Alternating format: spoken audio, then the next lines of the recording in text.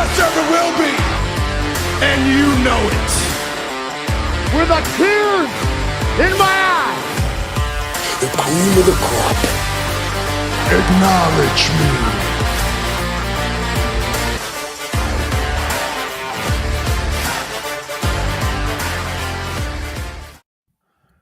What's up, everybody? It's Wednesday night. You know what that means. It's a special airtime here for Top Rope Nation, coming at you a week early, as we have done, or a day early, as we have done the last couple of years on these AEW Dynamite Grand Slam show nights. We're here to talk about what we saw at the Arthur Ashe Stadium tonight for what is traditionally one of the biggest television shows for AEW every single year. Ryan Drosty here, joined by Justin Joint and Jesse Velasquez to talk about Dynamite. And Jesse, how are you doing tonight? Life's good. That was a very emotional roller coaster those last couple of hours. I'll have a fun story to tell when we get started with the card proper. It was a interesting show. I will say that. Not exactly what I expected, Justin Joint. How are you doing tonight? I'm fascinated to hear your guys' opinions, because I haven't even really had a chance to look at social media, because we're doing this, right after the show. So I don't have a feel for how others, felt about Grand Slam. And my viewing experience was tainted. So I don't really even know how I feel about it. It's always hard to do these shows right away. You haven't really had time to let it settle at all. It's good for the viewership usually and the download numbers to get these out as soon as possible. And we don't do it that often, so we're changing the pace. We used to always go live right after pay-per-views, and now we kind of let that simmer a little bit, and we usually do them the next day. So this is a little bit out of our wheelhouse this week, but we're doing it. We've done it the last 3 years, so we had to do it tonight, and we got everyone together to watch it and to talk about it here. So if you are joining us live in the chat room, we appreciate you. If you're on the podcast feeds afterwards, we also appreciate you. Now, if you are in the live chat tonight here on the SEScoops YouTube channel, I do want to mention Super chats are open. So if you want to support the show and get your comment featured during the live stream tonight, hit that super chat button. We would appreciate that. Usually for pay-per-views, we do grades. I don't know. Should we do grades for this one? We can talk about this ahead of time. It's a TV show. I mean, I guess we could grade it. I don't know. Maybe I think I'm probably at like a C+ on this one. Jesse, where would you be? I'm going a little higher than you. I'm gonna say a B. I'm gonna go flat B on this one. I'll give a couple of reasons why. I think there were a couple of sloppy spots in the middle that completely drug this down, but you're riding a very high in the beginning, and I literally like the main event too. And I also like the match before the main event, probably better than most people, to be honest. So B. Okay. Justin, what about you? It has to be an incomplete for me, because I had a lot of family distractions during it. Even though I asked for some time to watch this, that just didn't really happen. So I missed all of Moxley and Phoenix, and all but like the last minute of the women's match. Having said that, though, I really liked the opening and the closing, although even with those, I have my nitpicks. I feel like if I had been able just to sit down for 2 hours without any distractions, I would have enjoyed it a lot more. I think, unlike a lot of people, I wasn't really expecting a big surprise debut or anything like that. So I mean, I guess if forced to give a grade on what I did see, I would go B-. Okay. I think everyone went into this expecting something major to happen. Like with a debut, there was names being thrown out there. I heard in a number of places people thinking Mercedes might be there, and I threw it out on our Twitter page to see what people thought yesterday, I think it was. And I had some people tell me that, and this was like 2 or 3 days ago, that they thought she was going to be there, but people were playing it really close to the vest. So I was kind of expecting that. Obviously, we didn't get Mercedes. There was other wild things getting thrown out, like what if Edge is there? But nobody, I don't know exactly when the contract runs out. I know we had heard September. I wasn't sure if that was the end of September or sometime in September. So, I guess as I watched this, I was thinking, well, maybe he'll be there. And then, in the end, nothing major like that happened. No big surprises or anything. Even Brian Alvarez, I think, said on Wrestling Observer Radio that something major was going to happen. And I don't think we got that. So in that way, I was surprised. Yeah. One of those, I think, called on the fly. It was interesting. Yeah, I think with what happened with Jon Moxley, we'll talk about here. I do not think that was planned. I would be stunned if they had actually booked Rey Fenix to win the title there tonight. That just seems totally out of nowhere. Maybe. We'll get that in a second, though. Justin, I know the match that you were most looking forward tonight opened the show with Claudio Castagnoli taking on Eddie Kingston. Title versus title. You've been very active on our Facebook group lately. Posting all those hype videos they've been making, which have been tremendous, by the way. What'd you think of the match? I thought it was really, really good. I really liked it. My energy was kind of cut off at the knees because literally at the finish with the second powerbomb attempt, I had somebody in the household, call my name. And so I looked away and I turned around to see the pinfall. And it's like, oh, fuck. I can rewind it and rewatch it, but you kind of lose that, that feeling of in the moment. So that hurt it for me a little bit. I'm going to finish my nitpicking here real quick on this match because I did enjoy it. I did love it. The only other thing I kind of wish the New Japan Strong title was not involved. Because I just think it took away from Eddie winning the Ring of Honor World Championship. If only because, I remember seeing the highlights in the finale of him winning that Strong title.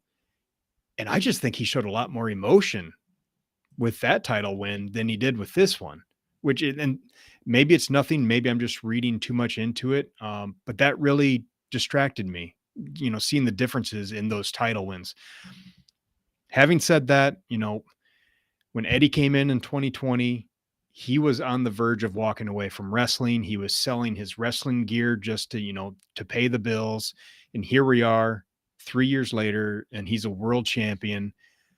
The match was exactly what I think it needed to be. It told a great story. I especially liked the Claudio working the hands because early on, Eddie went for that, spinning back fist that he goes for. And Claudio kind of, dropped his head so that Kingston hit him on the top of the head. And for anybody who has ever seen the better version of Gladiator, the boxing version, top of the head, hardest part of the body. Great movie. Highly recommend it to anybody out there. So then, the entire match, Claudio's working the hands. And just in the small things that they did, Eddie obviously has a great love for Japan and Japan wrestling. So naturally, Claudio came out in a Ribera jacket and he was wearing green and white and trunks that looked pretty similar to another famous Japanese wrestler, Misawa. So that was really cool. And then also, Kawada, Jesse, you might be able to help me out here.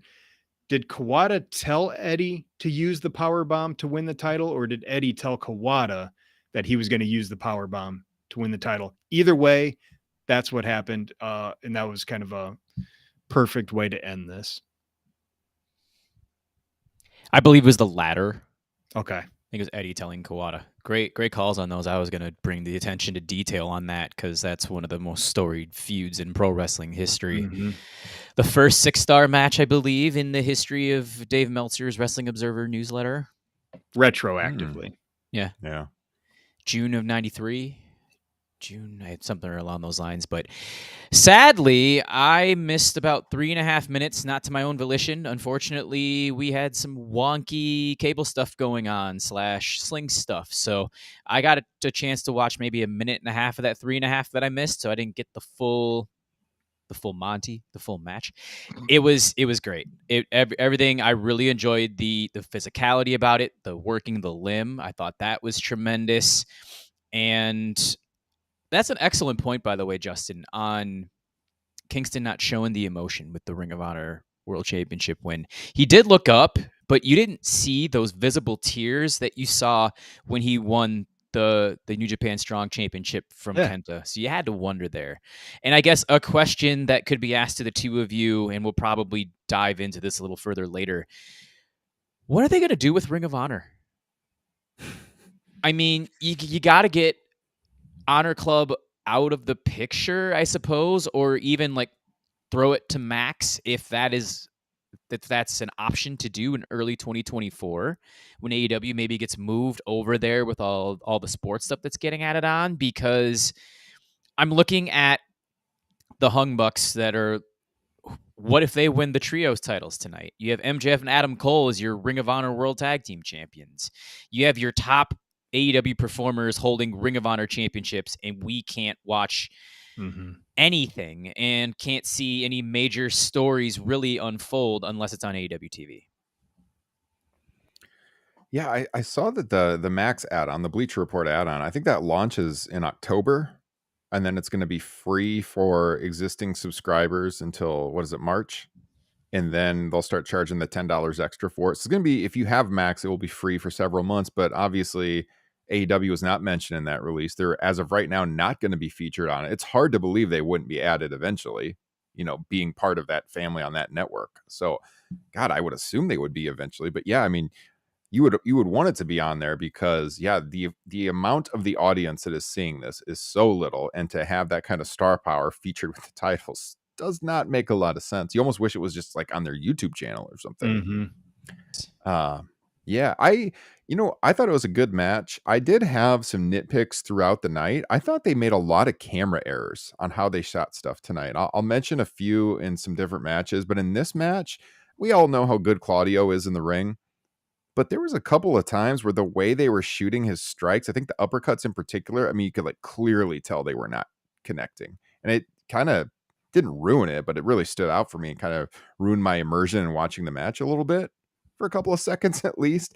Now, obviously, the chops that Eddie was hitting, that's not a problem. So even with that, I mean, there were some brutal sections in this match. There was a point where like Eddie's head bounced off that plexiglass on the ramp on the outside. Ooh, that was ugly. But outside of it, I mean, I thought it was pretty much what you needed. I thought Kingston would go over going in. I liked the finish with the power bomb and the fist and everything. So yeah, I don't think I can add anything on top of what Justin said. Justin, you pretty much hit every angle I would have covered there. How about the handshake at the end? I liked it, except for, what I saw at the end of the show. Kind of like, I don't know, threw it under the bus a little bit or made it mean a little bit less. You know what I mean? I wouldn't have done that in the Joe match. I don't think that needed it. It made sense in this one with the Code of Honor in the first match, but with Joe, it made no sense. I don't think they needed it. We'll get to that. Especially with no mention of Ring of Honor, even though both of them hold championships currently. I'll go one thing I actually absolutely loved about the Kingston Claudio match was the chops that he was delivering to Claudio, and then the no sell by Castagnoli. Kingston just throws a straight right into his jaw. That was so awesome. Yeah. 2 seconds later, Claudio, bam, right back that's at what him. I was gonna say. Yes, exactly. I mean, these two make magic, and I hope this isn't the end of the feud. We should probably get the third of this most recent trilogy at Final Battle, I hope. Oh yeah, absolutely. Guys, before we go any further, yeah, exactly. Before we go any further, we forgot to do the what's in the glass for the show tonight, and I thought of it because I heard you pop open a can, Jesse, and I'm like, shoot, I forgot to do that at the very beginning. I know we're all drinking something. I saw Justin take a sip. Is that a gin and tonic, Justin? Yes, sir. That's what I thought that was. Jesse, what do you got in the can?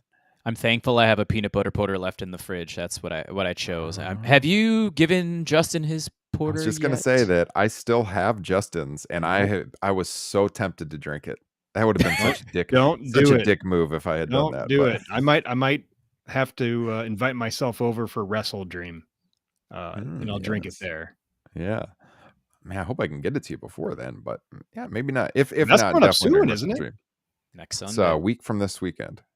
Yeah. Well, I'm out of town this weekend, so you might not see me until Wrestle Dream. I have a Founder's Dirty Bastard in the glass tonight. Great Scotch ale. If you've never had it, check it out. All right. Moving on with the card. We had to get that in there. That's signature of Top Rope Nation if you're new to the show. What are we drinking as we talk pro wrestling? All right. Chris Jericho, Sammy Guevara. I'll go to Jesse here. Your thoughts, sir? Good in spots, sloppy in spots. Mm-hmm. I think that's what, again, kind of brings my overall grade down, because I thought they actually told a pretty solid story throughout. And especially with, I mean, there's going to be a lot of homages to WrestleMania 19 in this match. Shout out to Taz in the beginning for locating that guy in the front row wearing his "Beat Me If You Can, Survive Me If I Let You" t-shirt, which that was the first ECW t-shirt I ever purchased. Physical here as well. You could definitely tell Jericho was laying him in. He said he was going to last week. They obviously have a lot of tape on each other for over the last 4 years, being stablemates, counter each other's moves well. But then the problem, I think, is Chris Jericho is just a little too old to be taking some of these moves. I think that's the problem with this match. Like, there was a sloppy cutter, I think, in the middle of the match. The top rope cutter that Sammy hit was a little sloppy as well. And I think with a younger performer, it's going to look a little better. So overall, I thought it was great. I'm going to let you guys sum up kind of the end of it, because obviously there was an homage to a very famous match. The kick spot too, where Jericho did the springboard off the second rope and Sammy went to kick him, and they blew that spot right in front of the camera. That wasn't great. Sammy as well, going for a moonsault to the outside, and Jericho had to run up about 1.5 feet to catch him, and Sammy still hit his knee on Jericho's head, and it was ugly. Mm-hmm. Yeah. Sammy came out, was played to the ring. He had the light up jacket on. He had tights similar to Jericho's at Mania 19, I believe, as well. So that was an homage to that. Shout out Alan in our Facebook group, friend of the pod. He was the first that I saw catch it. I know there's lots of others that caught it too, but bravo to him. Yeah. Justin, were you able to see a good portion of this match? It was off and on. I was trying to get the boy to bed, or getting him ready for bed during this. I will say he got super into this, because I was more busy getting him ready for bed than he was. And he was super into Sammy, which I think is kind of interesting. That's who he was rooting for. He got drawn into the match, seemed to enjoy it. I missed some of the missteps in the match. So I thought, from what I saw, it was better than apparently it actually was. And I loved the finish. I thought Sammy sold that beautifully, just being knocked out. Nice touches with the ring gear.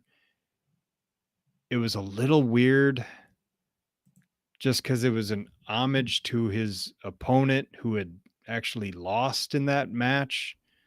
And, obviously it was, he was planning on turning on Jericho.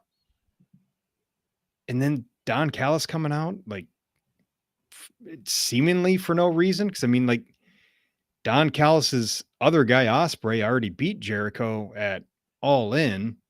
So why he needs to rope in Sammy Guevara just to rub salt in the wound, I guess.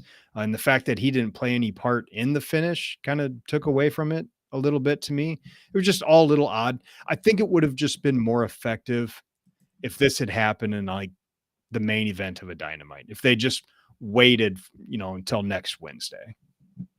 Yeah. Instead of just being stuck in the middle of the card. Yeah. I did think the finish, despite all the missteps we mentioned and stuff, and I agree with Jesse that Jericho's just, at this stage in his career, a little tough to keep up with some of these moves. I did think that they hit that finish really good, though. It looked good live, at least. And I didn't go back and watch it back. But the shooting star, Sammy goes up top, and he turns it into the code breaker. I thought that was really good. And then, yeah, in the aftermath, you get Sammy and Jericho, and they basically recreated WrestleMania 19. So they do this hugging spot, and then you get Sammy kicking Jericho, low blow, and then, Jericho down on his knees, leaned up against the abdomen of Sammy as Sammy pushes him away, and it was exactly what Jericho did to Shawn Michaels at WrestleMania 19. So, do you guys, let me just ask you now, because we got another thing later in the match. They call back to a lot of the stuff that happened in WWE, the rival company. Do you think that's a problem, or do you think it's okay? It doesn't really bother me. I mean, it's they're calling back to stuff that happened long before AEW ever existed. And that's what we always liked about AEW when it started, is that it wouldn't ignore wrestling history. And that's a part of wrestling history. Yeah. It's unprecedented. We've seen like FTR and Punk do it a lot in the past. And, here again, we got something later in the show. The thing later in the show, I was not as high on as some other people. Whoa, really? Really? We'll get to that. Oh my God. Okay. Wow. Yeah. Get it. Go ahead, Jesse. Sorry. I think it's unprecedented that another company is doing it. I would really have to do some tape studying to see if there was anything from the early to mid 80s that was touched upon in another promotion in the 70s. I think that would be pretty sweet to just kind of dive into that piece. I was going to ask you guys this as well. What happened at the end of the Chris Jericho WrestleMania 20 match? Because that actually came into my head too. Because there was a turn at the end of that match. Christian ended up linking up with Trish Stratus. That was Trish turning. It was Trish. Okay. Yes. Did she give a low blow to Jericho there as well? That I don't remember how she actually turned. It was at the end of that match, but I don't remember how it happened. Yeah, because that popped into my mind at first, and I'm like, oh wait, no, it's WrestleMania 19. So I thought maybe it was a little bit of both. Well, I guess we know how Ty Conte is going to turn on Sammy later on. My child. I am glad that they took Sammy heel, though. I think Sammy Guevara as a babyface is shitty. I don't think it works. Yeah, if he can wrestle like a heel. Yeah, true. I think character-wise, like the way he carries himself, I just think he's much better suited as a heel. But then you have Chris Jericho as a face. Yeah. I think at this point in his career, he's shout out Michael Jenkinson. He's like a living legend. I don't think people really want to boo Chris Jericho at this point. So I think it works. I'll see that, yeah. We also got let's see, when did this air? They had the backstage segment where they were talking about, they had Christian and he challenged Darby Allin to a 3-way for the TNT title. This will be on Collision from Grand Rapids on Saturday night. You got the tag match, Rampage, which is taped tonight. 2-hour Rampage on Friday night, taped at Arthur Ashe. And then Collision Saturday night, they're going to do a 3-way dance, Christian, Darby Allin, and Luchasaurus for the TNT title. And Justin, I'll say, I would not be surprised if this time Christian outright actually wins the TNT title. What do you think? I'm all for it. Although it is way funnier for him just to hold the title when he's not actually the champion. True. That is true from an entertainment standpoint for sure. I think that's my prediction. I think he's legit going to be the TNT title champion, the champion after Saturday. I did notice this is the first time, at least that I've noticed, when he was talking about that match where he said something to the extent of, I am the TNT champion, or something like that. Like he actually roped in Luchasaurus as a TNT champion. Now, whether or not that's a coincidence or a mistake or whatever, it could play into Collision. Yeah. The thing that threw me off is that they did this before what will be their match on Friday for Rampage, which I get you want to promote what's going to be happening on Collision. But to me, that kind of took away from, the tag match with, Sting. True. Yeah. That's going to be a loaded card on Saturday. Yes. Jay White Andrade. That's going to be really good. Of course, Starks Danielson, Texas Death Match. Both humpers. Yeah. Both humpers matches. You got FTR, who's probably going to throw in an underrated gem against a team that they're very familiar with in the Workhorsemen. I know most of us out in the audience aren't familiar with them, but I know they are. So I think it'll be a solid showing. Yeah. All right, here we go.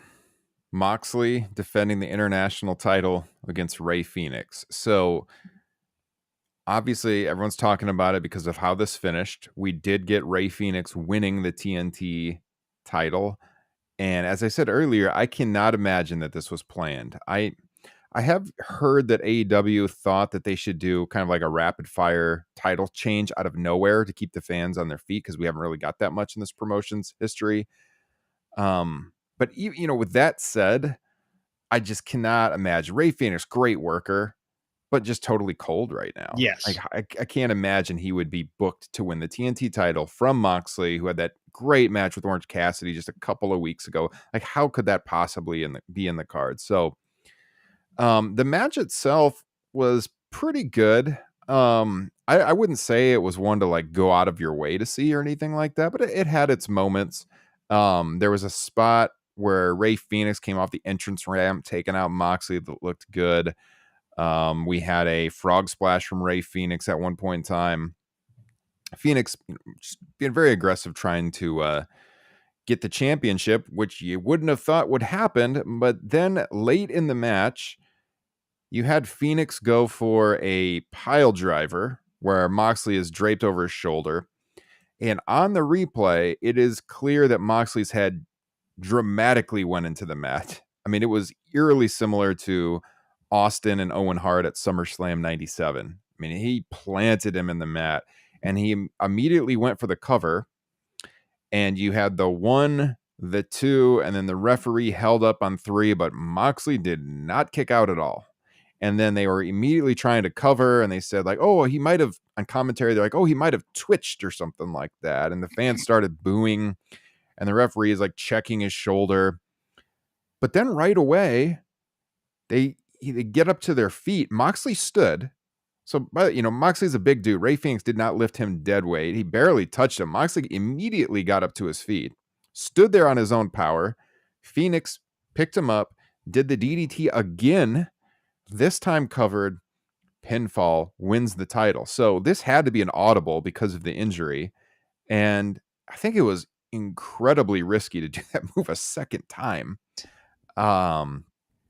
And there was a lot of conversation right after this happened. Real quick, Yeah. People on Twitter were saying, "Oh, it's a stinger. It was a stinger," and I immediately said, "Now maybe some news will come out. I'll look like an idiot saying this, but I'm going to say it anyways. I don't know how that could have been a stinger, because he immediately got to his feet, and a stinger is like a spinal injury.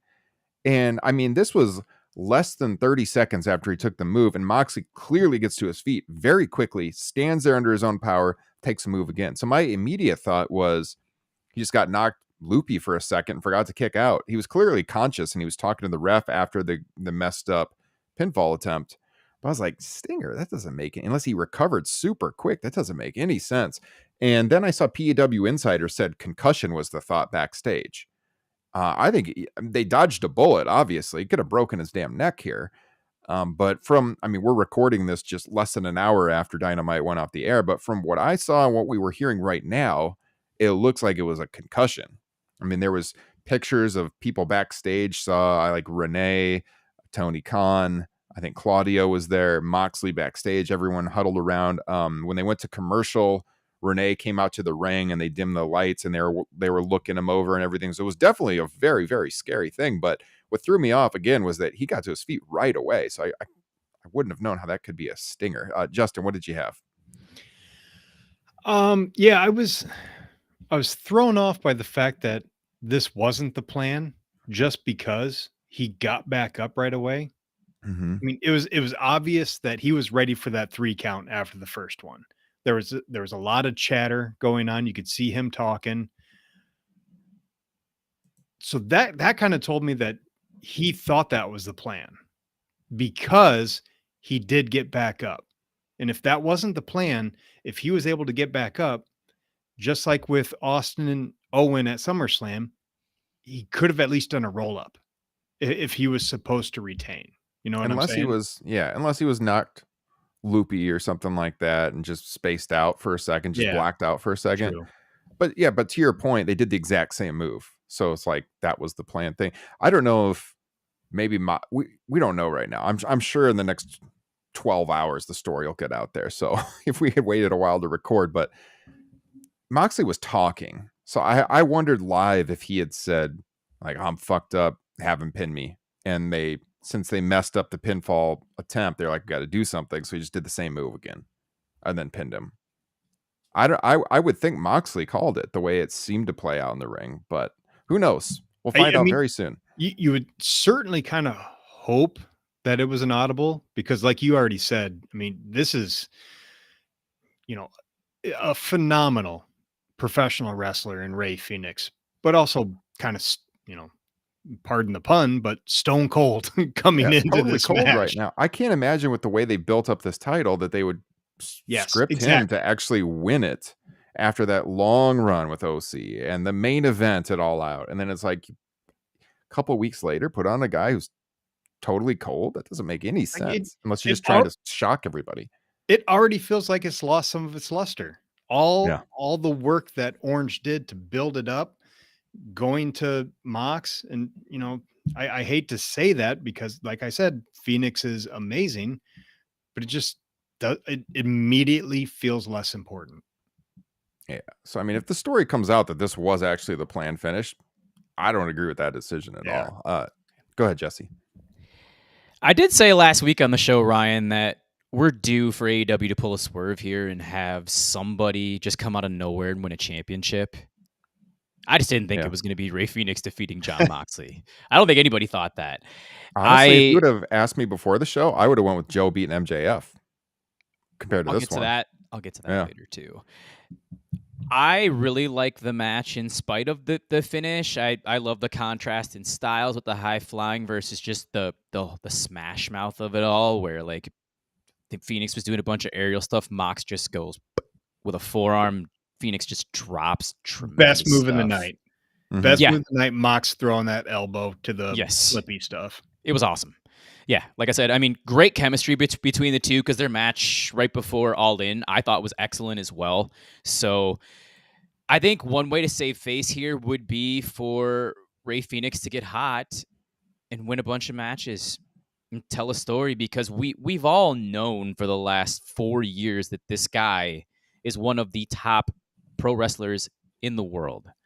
The problem is, like you said, he just came in cooler than a polar bear's toenail. Just blew an Outcast line. My apologies.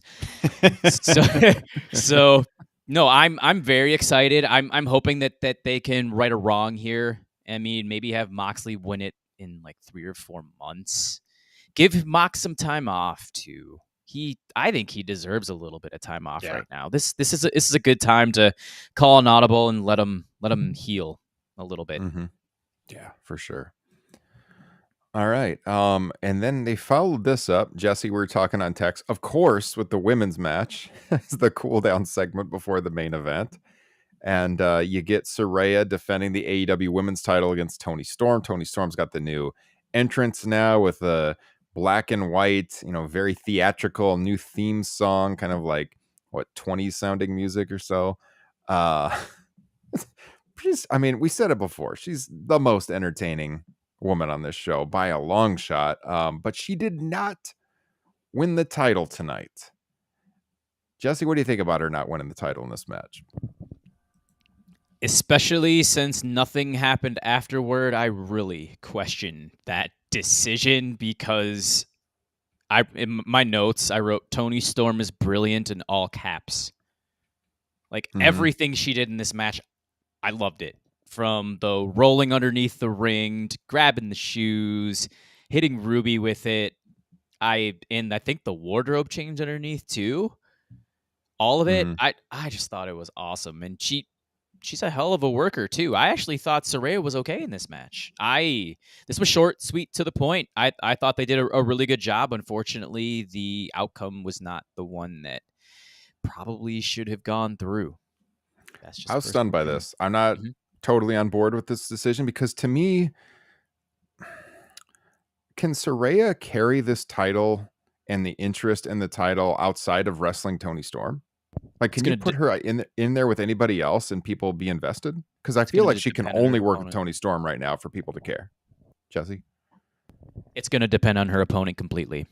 Yeah, and I just don't see the interest in Saraya as women's champion outside of a Toni Storm feud. So to me, I would have moved she's the most compelling character right now in the women's division. Now when she won Saraya, I thought we got to be getting a face off with Mercedes Moné. She's got to be coming out, because why else? You know, because Mercedes come in, she's going to get cheered. You got Saraya playing heel. That dynamic would make sense. But no, nothing. Just the finish. And, you know, it was fine, except for, again, here was one of my nitpicks. I thought the way that they shot the finish was bad. You know, so they had done the thing where they took the turnbuckle off on the lower, in the lower ropes in the corner. And then Toni comes in like she does, rushes in, butt shot, you know, to Saraya, but Saraya moves, and then it was supposed to be like she hit herself on the metal, but she like very clearly did not connect at all. I would have shot that from far away because they had the camera right there, and you could tell that it was like not even close to a connection. And then she kind of, you know, slowly came out of the corner. And even if you do connect with that, what does that do? Like, I know, it's just on like your ass. Very quick, just stings for a second, you know. I mean, but yeah, I mean, it was clear she didn't touch it at all, and so I mean, that was bad directing, in my opinion. But that's all I saw. That was my big takeaway. I thought it was kind of a sloppy finish. Having gone back and seen some of the highlights, is this the most kickouts out of pretty protected finishers for a sub 10-minute match ever? I mean, that's a way bold statement. I don't actually mean, but they both kicked out of each other's finishers before hitting them later? Mm-hmm. That's a great point. Dig into wrestling that was history on that surprising. one too. Yeah. For I think it was a 8-minute match, right around that. Mm-hmm. Yeah, I don't know. I think, again, I thought it was a good show. I don't want to be like too sour on the show. I did think it was a good show. I enjoyed watching it, but I just thought it was pretty average all around, because we didn't really get, outside of Eddie at the opening winning the title, which we all thought was almost certain to happen. We didn't get Toni winning. I thought the main event, which we're about to get into, was fine, but no like huge angle or anything coming out of that. The odd booking of the international title, I don't know, man. I didn't think it was a super memorable show, to be honest with you. This is one I would have pulled the trigger on. With Toni Storm, absolutely. Yes. Yeah. I think, and then from there you can, there's so many more opponents that she can defend with, especially coming off of Chris Statlander's win over Britt Baker on Collision, which was also a very good match. I think people can go back and watch that. So, yeah, I mean, the women's division, in spite of its booking faux pas, has actually been putting on some pretty decent performances. Yeah, I mean, I can't see Saraya working anybody else. And so it feels like they're just going to keep on the story, and they'll have a rematch, and then you'll have Toni finally win the title again. You know, maybe I don't know if they'd already come back at Wrestle Dream. Full Gear is almost 2 months away. Maybe Full Gear, big crowd. Who knows? But it just seems like, I don't know, why extend it? Just do it now and transition to something else. Directionless booking in the women's division, which has been the MO for 4 years. Yeah, for sure. Main event time. Samoa Joe challenging MJF for the AEW World title. We did have a segment earlier in the show where MJF and Cole arrived in MJF's Ferrari, I believe it was. And they talked backstage. And during the middle of it, there was a phone call. And Adam Cole had to get out of Dodge because Roddy Strong thought he was dying. And before this, earlier in the show, they had shown that Roddy was in the hospital and Cole had visited him. And then he said he had to go for the match. And Roddy was mad about that. So in the main event, when MJF comes out, he does not have Adam Cole there initially. But what he did have was a small child backstage and his father. And a callback to a 94 or so commercial that WWF had where Bret Hart was about to make his entrance, and then the kid screams out, "Brett," and then the camera zooms in on him, and he slowly walks over to the kid, and the kid says, "Go get him, champ." Basically recreated the whole thing. And then, Max, what did he do? Put his scarf on the kid. Mm-hmm. And then he leans down and he tells the kid he's adopted. And the kid's like, "Dad, am I adopted?" It was kind of funny, but I don't know, man. I'm a Bret Hart fan. I thought this was a little too much. I didn't think it was. I was not as high on this as other people were. I thought I was like, all right, that's a little too cute for my taste. Did Bret Hart spin that off of Joe Frazier's Coke commercial from the 80s? I have no idea. I'm pretty sure he did. That might be right. Yeah. Yeah. Yeah. Okay. So it was a spinoff of a spinoff. Yeah. I don't know. This didn't do much for me. Justin, you liked it? Yeah, it was fine. I thought it was fun. I figured you would have loved it. I mean, because it played off Bret, but to MJF's character. Does it make you look minor league again to like constantly imitate the competition? I mean, not that. I mean, this is stuff from years ago. They're not imitating him right now. And yes, we're all kids back then, and we have the nostalgia for it. But you're talking on the same show, homage to WrestleMania 19. Later in the show, homage to a commercial the other company did. I mean, I don't know, man. It makes it seem like you're acknowledging the other company is much bigger and better than you are, that you want to imitate them. The story started from an NXT incident back in 2016. Yeah, and there you go. That too. Okay, you definitely have a point there that on basically any other show, it would have been better received. But because of, what happened earlier, it just maybe felt like a bit much.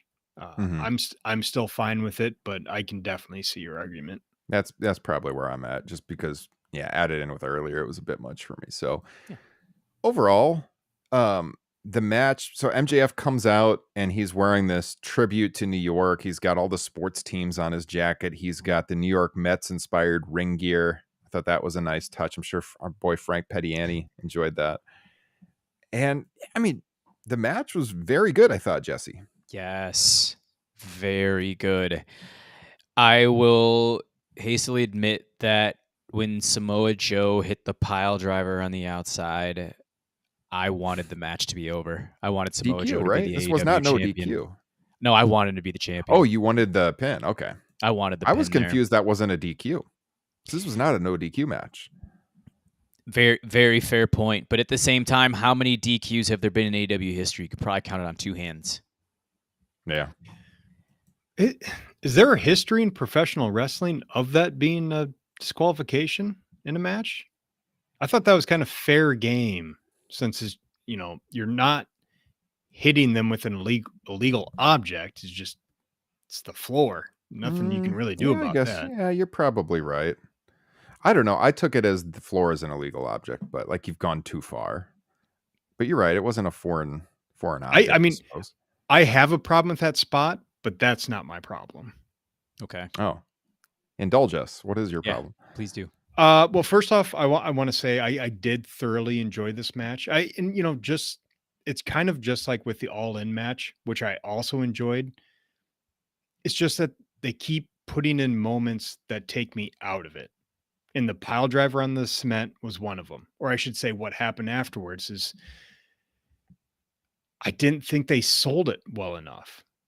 I mean, you had all the doctors show up and Joe, beat up a bunch of them and pushed them away, and then threw MJF in there. But kind of like Jesse, I was like, holy shit, this is it.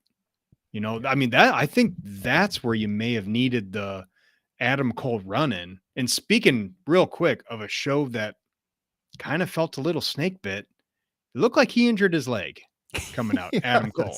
I was going to bring that up. When he jumped off, he runs down, he jumps off the elevated ramp to the ring that they were using, like early 90s WCW style, late 80s.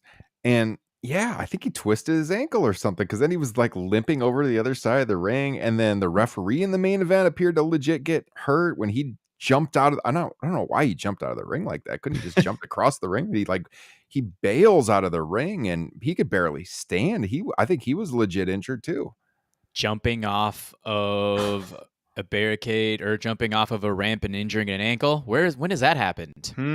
Yes. Maybe we should stop doing that in AEW. Yeah, guys, come on. I mean, God forbid they have to somehow extend this story just because Adam Cole's injured and can't wrestle for God knows how long. I was watching him so closely after that to see if he could stand under his own power or if he was just holding himself up against the ring. But obviously, he got in the ring later and stuff and looked to be fine. It was a lot of wincing. You watch again, because I was watching closely too, because oh, for fuck's sakes, is this really happening? He didn't blow out your ACL or something, did you, dude? Oh man.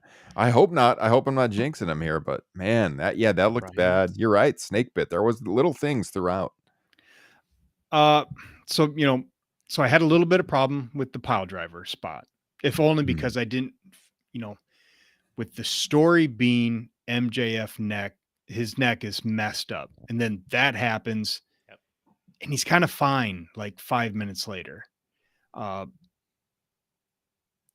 And it's like the general story of this match I'm okay with, but they keep doing things that take me out of it. You have an arm check from the ref when talking about Adam Cole when he runs out and seemingly injures his leg. That's when Samoa Joe is choking out MJF. The ref is doing, the 3 arm check to see if he's actually out. But when Joe is choked out, there is no arm check. The ref just kind of looks at him, does the shooty gun fingers, and rings for the bell, and then just to get my nitpicks out of the way, and then the handshake at the end. Doesn't make any, your opponent just choked you out via cheating, and its opponent this wasn't a babyface, there was not respect coming in. But now all of a sudden you respect him for cheating to beat you? Okay, I guess. This was technically heel versus heel. I was actually going to make a comment that this could have been the first match that MJF has worked face in this entire promotion, but he was doing a lot of cheating. And I actually wish that MJF would have, granted, he did sell very well, but at the same time, he didn't sell long enough because Joe delivered some punishing moves throughout this entire match. So they should have told that story a little longer, and that's why I bought in. That's why I bought in on the pile driver on the side. That's why I bought into the low blow into the muscle buster. I'm like, okay, that's gotta be it. I was rooting for Samoa Joe at that point. I'm like, go ahead, pull it off. Let's see a shocker to end the night, and then all the rest of that stuff happened. And that's exactly my point. It's like I am still sucked in because when Joe hit that muscle buster, unlike you, I'm still rooting for MJF. And when he kicked out of that, I audibly was like, yes, let's fucking go. Yeah, I thought with the muscle buster, I thought that might be the finish when it happened. And the brutal move. So right before the pile driver stuff on the outside, when Max was slammed across the ring apron on the outside of the ring, that looked brutal. That was way worse than the pile driver. I thought he was legit. I was like, how could he not be injured? And then when you saw from the other angle, you saw he kind of came down on his back and he's probably fine, but it looked live like it was all his shoulder he came down on. I was worried that he was legit messed up after that. That looked brutal. A hard-hitting match. I actually thought they might do the shock pinfall, and then I was kind of wondering, are they going to do the turn with Cole? Is that going to play into the finish to make this a memorable night? What are they going to do here? And in the end, he cheats to win. He chokes him out with the chain. He tried with the dynamite diamond. Ref caught him. Then the ref gets distracted, gets that chain, chokes out Joe. That was the finish. Handshake. Go off the air. So, good match. Little nitpicks here and there. There was some camera stuff in this one too. There was a point where they were real tight in the corner where Max was doing the punches, and I don't know why you would ever shoot that like that. And it was very clear he was like several inches away from punching Joe. That kind of thing just takes me out of it too, the immersion factor. And they quickly then cut to a low angle looking up where it looked a little bit better. I just felt they had a lot of odd camera cuts tonight where it was not advantageous to the performers and how you would shoot pro wrestling. Usually AEW is pretty good with how they direct these shows. That threw me off a little bit. But again, we're nitpicking there. Overall, very good match. I agree that the handshake probably not necessary. given how we saw that happen in the first match. I guess, they had done the stuff with Joe and Punk several weeks ago, so you're wondering if Joe's going to turn on him, but like Cole's right there too, so why would he go 2-on-1? I don't know. And then they were on the celebration for a long time, like a really long time. Then they're promoting Rampage and everything, and they just went off the air. So there was no surprises tonight. Outside of the Shock title change, nothing super out of the ordinary or anything that made this a super memorable night, I didn't think. That's why I said C+, because I thought average. I gave it a little bump because like this was a very good match. I really enjoyed the opener as well. But I just didn't think there was anything incredibly memorable about it. I could have easily gone C+, but MJF demonstrated some good sweating, so I had to bump it up to a B-. You can give Joe a rematch down the line, I think, too, especially Yeah. with the choke at the end, because like I said, he dominated the match. And that's why it's really hard to grade these shows immediately after we're done, because with all of the little things that you guys have been calling out for the last 51 minutes, I'll downgrade it to a B- too. I think that's where I'm sitting. I enjoyed the top, I enjoyed the bottom, but yeah, you're right. In the middle is just a sloppy shop. You dirty bird. So should we just real quick, I can run through the card for Rampage for those of you that if you're listening before Friday night, they taped this tonight in New York. A loaded card again, 2 hours Rampage. Is it loaded? Loaded as far as lots of matches. Okay. There's That a I couple agree of with. that are it's top heavy, and then yeah, you're right. Yeah, we got the ROH 6-man title Mogul Embassy against the Elite. Defending against the Elite, we've got the AEW Trios title, Acclaimed defending against Dark Order. ROH World Tag Title #1 contenders match, the Kingdom against the Hardys, against the Righteous, against the Best Friends. Tag team match, Sting and Darby Allin against Christian Cage and Luchasaurus. We've got Orange Cassidy, Hook, and Statlander taking on Matt Menard, Angelo Parker, and Anna Jay. Sky Blue against Julia Hart. And Mike Santana in action. That is the card so far. It is certainly a card. So that will be Friday night. What should I read the Collision card too? I mean, I guess I could. Do it. Go Excalibur. Yeah, do it super fast like Excalibur. Do it as fast as I can. Ladies and gentlemen, here we here we go. I'm going off their websites. I don't even know if this is updated. So we've got FTR against the Workhorsemen. We have Jay White against Andrade. Ricky Starks against Bryan Danielson. Looking forward to that one. Big time. RVD wrestling. The show's in Michigan, his home state. So Grand Rapids, his hometown. Yeah, hometown. Yeah. Or wasn't it Battle Creek? I think it's from Battle Creek. That's right. I think Grand Rapids is like the next suburb over. Is it? Pretty sure. I'm Grand pretty Rapids sure. is a pretty big town, but now I got to look at what's Michigan around map. there. Kalamazoo's like an hour away. My uncle lives in Grand Rapids. I've been there once. Founders Brewing Company is there. One of my favorite breweries. You have Actually, a beer. A great tap room there. You got a beer from there right now. Yeah. Oh yeah, I was. Duh. Dirty bastard. Founders. I'm actually drinking one right now. I didn't even plan that. Collision is in. I'm holding it up. This town, Founders Brewing, Grand Rapids, Michigan. There you go. Gotta love it when booking accidentally comes together. That's very WWE-esque right there. Yes, it is. Yeah, I don't even know where Battle Creek is. Sorry to all of our listeners in Michigan. Yeah, Battle Creek's more like kind of south central in the state. It's like straight south of Grand Rapids, it looks like. And then a little bit to the east. It's closer to Kalamazoo. Battle Creek is. So not too far from his hometown. So they'll be in Grand Rapids on Saturday night for that show. I got to say, yeah, I'm looking forward to it just because of Ricky Starks and Bryan Danielson running it back. 60 miles apart. There you go. About an hour. So not quite the next suburb over. Whoops.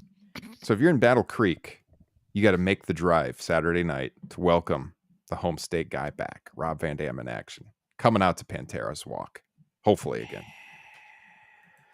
Boys, anything else before we wrap it up tonight? It's a late night. I hate to do this. Should we mention Dwayne Johnson? for like 5 minutes. You would just throw in this WWE talk. Okay, why I not? mean, Yeah, this is I did huge. watch SmackDown. Yeah, It is. yeah. We I'm should probably talk sorry. about it. Cut a clip from this later on for YouTube. Good call. Justin yawns with like the very yawn. exaggerated. I know. Oh, I'm sorry. love I it. didn't mean for you guys to see that. All right, Jesse, hit Yeah. it. The Rock's I'll- return on SmackDown. I'll go with it. Rock and Pat McAfee teased it on the Pat McAfee show on Friday early afternoon that who knows might be making an appearance, and sure enough, there's a convenient Hollywood strike. Pat Plenty McAfee of shows time to up, work now. confronts Austin Theory, Stunner, Austin, no pun intended there, Austin Theory, Pat McAfee go back and forth. Here comes Dwayne Johnson to one of the loudest pops you've heard of in the last few years from a WWE perspective. Segment was fine. It was cliche. It was typical Dwayne Johnson. I'm going to be honest here. Seeing him in that condition, I mean, he's huge. Don't get me wrong, but he can't work a match. Even if you give him another 4 or 5 months to get into WrestleMania shape, he can't work a match. It was great from a nostalgia perspective. It gave you a pretty solid rating. Gave the WWE audience, I'm assuming, what they want, because they've been wanting this for the last 2, 3, 4 years. But All they want is for Dwayne "The Rock" Austin to finish the story. Eddie Kingston finished the story tonight. Yes. Yes. Ray Phoenix finished the story.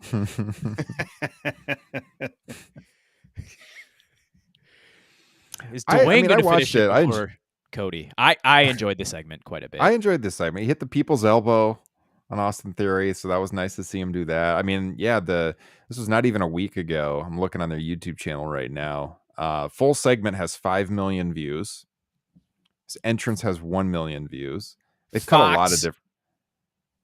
Fox blurting out, but good 75 to 90 seconds of the "you are an asshole" chant. Yeah, I fucking hated that. I thought it was so bad for television. Like, yeah. him trying to just be cool guy, like, oh, let's fucking curse words. That's cool. And then it makes for horrible television while you're watching it, where it's just like muted sounds where they can't even time it right. So you're basically just getting the curse words, every other mute. Yeah. How does he not agree, that was realize that annoying. going on, network TV, that he He can't doesn't give a shit. do He's just that? trying to be cool. It's a very fair point. His movies suck, by the way. He hasn't made one in quite a long time that I was that into. I mean, honestly, my favorite Rock movie is probably Moana. Not Yeah. gonna lie. I mean, watched it a lot with my kids. It's a good movie. I Just put animated, I mean, but I'd agree with that. Walking Tall would be my number 2. Walking Tall, like for one Oh, that he's actually in is pretty good. no. The one before that is even better. Oh, The Rundown. Rundown. Yes, Rundown's fantastic. Yeah, his early ones were pretty good, and then he got in that routine of like doing. It seemed like every script that was sent to him, he was doing, and then all the Disney movies and stuff. And Central I mean, made a Intelligence with shit Kevin ton Hart of was money. okay, but yeah, everything else is not good. yeah, good to see him back. I mean, yeah, there's been all that talk. He was open to working WrestleMania, perhaps. I mean, if he actually does it, sucks for Cody Rhodes, man. If he did that, it's like you got to have Roman drop the title to Cody at the Rumble or something, and then Rock and Roman would not need the title. We've said this many times before. If that actually is in the cards and they do it, I agree with you. I don't know about him working a whole match, but if they try, I sure hope for Cody's sake they move the title over to him before that, because wow. Finish the story and he doesn't get the rematch because The Rock comes back. I thought that tweet I saw was pretty funny where someone was like, they need to bring in CM Punk so Punk and Cody can commiserate about The Rock stealing their WrestleMania moment. Okay, this gin is really hitting me right now. Rock gave a reason for why, because apparently WrestleMania 39 was quote unquote like set in stone. They were ready to go. Why did he say that didn't happen? He gave some reasons. Yes. Oh shit. Who the hell was he talking to? I don't know. Google it, folks. It's out there. He gave some reasons and they suck. I don't believe it was ever locked in. He said it was locked in. He said WrestleMania 39 was locked in. There were certain plans that folded. Boy, he gave some vague reasons as to why it didn't. Was it about creative? Was it something about like he wasn't sure the story would come together or something? I'm reading it on the fly right now, looking it up. It might have been. Jeff been. Jarrett said that he didn't buy the excuse. I don't know. Jarrett was asked about this recently. Jeez, it wouldn't be like World Wrestling Entertainment to get rid of a part-timer and then bring in another part-timer. Stop making me like Uncle Jeff more, please. I'm begging you. Okay, so here we go. While on the Pat McAfee show, Rock revealed that they were trying to come up with an idea that had never been done and they couldn't come up with anything, so they paused the talks. What? They couldn't come up with anything. The motherfucker, don't say it was locked in then. And they still can't come up with something original over the next handful of months. No. I'll believe it when I see it. He obviously teased it and everything, but we'll see. It was good to see the guy. Unbelievable pop. That crowd was shocked to see him. I watched it with my kids the next morning. I had already seen it. Just because I wanted to see what their reaction to it was, especially my oldest, and she went nuts seeing him. So it was a good moment, but yeah, I don't know, man. We'll see what happens in Philadelphia. I'm sure that sex pest in charge will ruin it, whatever it is. Did you see Vince was walking with a cane apparently recently? Sounds about right for a supervillain. Could you see him just petting a cat? The mustache. You guys seen that graphic going around on like Instagram and Twitter where it's him in the 80s and like what he bought WWE for, WWF, and then him modern day and like what the payout he got with the merger and how many billions of dollars it is or whatever. And the pictures are like illustrated. He looks so ridiculous with that mustache. He really does look like a supervillain in that picture. It's so bad. Oh, all right. We couldn't go without a little WWE talk. Jesse, you had to do it to us. Dwayne Johnson, that's huge. That's a really big story. True, and probably next week we're not going to be doing a regular show. We'll see how it goes, but we are planning on recording classics next week. So usually the classic weeks, that's all we do. So this is another reason to join the Patreon for all of you listeners out there. The link is in the description of the podcast or here on the video as well. Because we put a lot in these classic shows. I mean, they're only for our Patreon supporters. We go usually 2 hours at least, sometimes 2.5. They take a long time to edit because I throw in bonus audio and stuff like that. And so we're putting that out for the people supporting us on Patreon. And we got over 100 bonus podcasts on that Patreon right now. Just in the last, 2 weeks, we've dropped about 5 hours of bonus content with, our last edition of Classics. Jesse, you dropped TRN Unplugged recently. Got another one coming up. You guys need to sign up for the Patreon page if you like this show because you're getting so much bonus content over there. The archives are deep. You can go way back, and it's definitely the best way to support what we are doing and keeping this podcast going and helping us invest in the show moving forward. So if you want to do it, it's patreon.com/TopRopeNation. Get all that bonus content. You can sign up for a 7-day free trial. You get full access with that, by the way. And if you don't like it, cancel. No harm done, but you can see exactly what you are getting and sample all of those shows. And next week, it is the October 86, but it was taped in September of 86 edition of Saturday night's main event. Looking forward to it a lot. Should be a lot of fun, you guys. Anything else for the good of the cause? Michael Jenkinson and I are recording on Monday, so that'll probably be out before Classics. We're going to cover Breakdown 1998 in the WWF. Well, there you go. We probably got over 4 hours of bonus shows coming next week. The flagship will not exist. There'll be a teaser of Classics, but you can hear over 4 hours of content if you join the Patreon page. There you go. Good selling point. Justin, thoughts? I try not to. Let the gin speak. Well, definitely a special shout out to all of our patrons. Their names are going across the board right now here on the video stream. And if you didn't join us live tonight, check us out sometime. Subscribe to the channel. We are about 30 subscribers away on our own channel from hitting 1,000. So if you're watching us right now on the SEScoops channel, this will go up on demand on the Top Rope Nation channel, where you can find our full archives going back to 2016. Most of those shows are not here on SEScoops. So subscribe. I know I have the link here in the description on the SEScoops channel, or you can just search Top Rope Nation. We are so very close to 1,000 subscribers. So please help us out. Subscribe. It's free to subscribe to our channel on YouTube. We would appreciate it. And also subscribe wherever you get your podcasts as well. However you listen to us, we are grateful for you and very much appreciate it. So with that said, I am Ryan Drosty. They are Jesse Velasquez and Justin Joint. And this has been episode 311 of Top Rope Nation. We'll see you all next time. Have a great weekend. Peace.